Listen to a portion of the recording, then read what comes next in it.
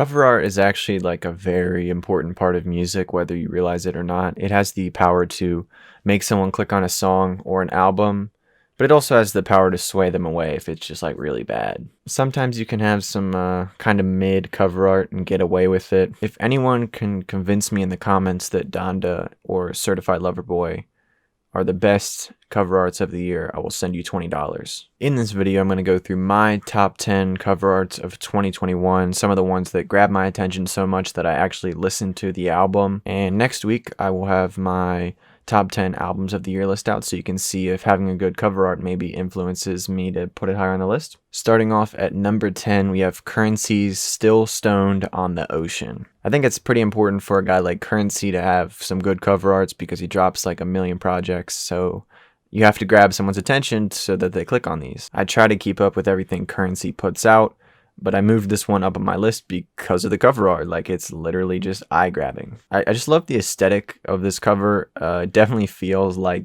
the beach, like with the colors and the filter on the picture. Like, that is the beach. That's what it looks like. It's a pretty simple cover art overall, but I say it's very effective, so that's why it's at number 10. At number 9, we have Vince Staples' Self-Titled. I like this one a lot. It's a self-titled album, so it makes a lot of sense to put Vince Staples on it.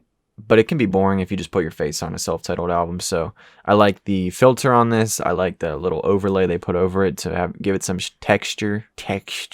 I don't know, something about just him having his face cropped into this little square like that is also hilarious. But this always grabs my attention, so I'd say it's a good cover art for sure. At number 8, we got Injury Reserve. By the time I get to Phoenix, this one is just super eye-catching all around because it's like mysterious.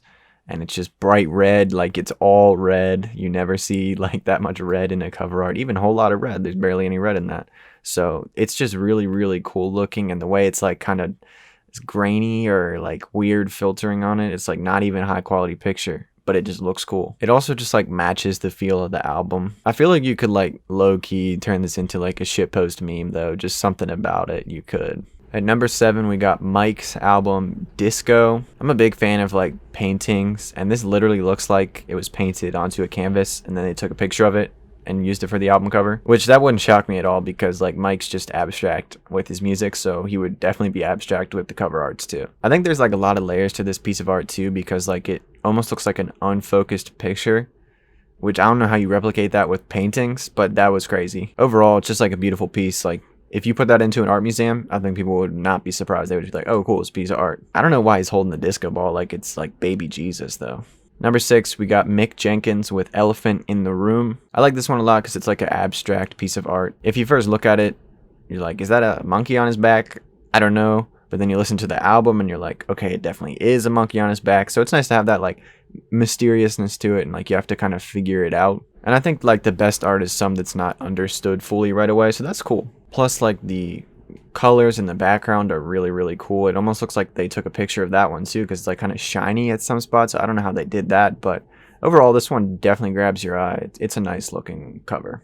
At number 5, we got Young Nudy with Dr. Evil. I would say this is the hardest cover of the year. I like had to check out the album because the cover art just like demands your attention. He's dripped out in the red suit, got the red top hat, like that's fire. He's got the little puppet with him, like just chilling on his leg. And then you got like these dogs with the skulls in the background and like it's eerie with like the backdrop too, like really, really cool. Plus like the little cover art within the cover art is nice too. That's a good touch. However, if I ever saw this in real life, I would probably shit. Number 4, we got Mach-Hommy with Pray for Haiti. This one is just like so cool. Like I would actually get this printed and like hang it up in my room. Like the colors are so cool. The art style is crazy. Like I feel like that art style is something I've never seen before. Maybe like once or twice, like, and I don't even remember because it's just like super cool the way those lines are all laid out. Plus the colors just really grab your eye as well. They're very bright and nice colors. And I love that the artist worked Mach's bandana into the cover art. Like that's a crucial piece to who he is, and it's awesome that it's there. Number 3, we got Armand Hammer with Haram. I can't even show this one. That's how hard it is. And I think like the mysteriousness of not even be able to show the art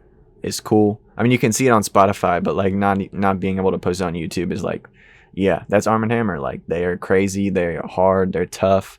That matches them completely. It's like pretty ironic that I put this number 3 though, because like I'm a pescatarian At number 2, I got Isaiah Rashad with The House is Burning. This is like a really, really cool art style. I like using crayons. Like, for some reason, like, it feels a little bit childish, but at the same time, it also feels like nice and comforting to look at, which is really interesting. And I think like the colors are so nice on there, and it's perfect over this like tan canvas. I can't even like fully explain why I like this one so much, but it's just really pleasing to look at, and you're gonna see me use a similar art style in the future. At number 1, I got Zelooperz with Van Gogh's Left Ear. This one's a bit of a cheat code because like Zelooperz makes art himself and he sells it like on Twitter.